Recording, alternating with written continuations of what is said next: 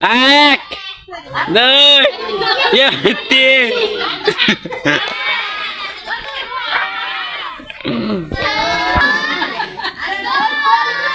দৌড়ো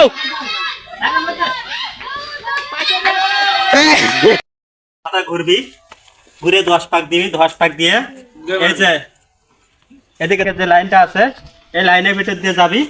যে মনে করো কম সময়ে ওখানে পৌঁছাতে পারবি হয়ে গেলে ডিসকলি হবে, ডিসকলিফাই হবে।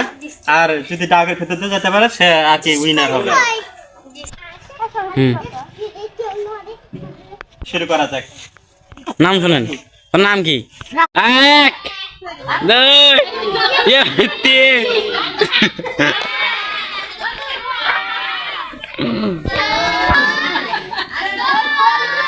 দৌড়ো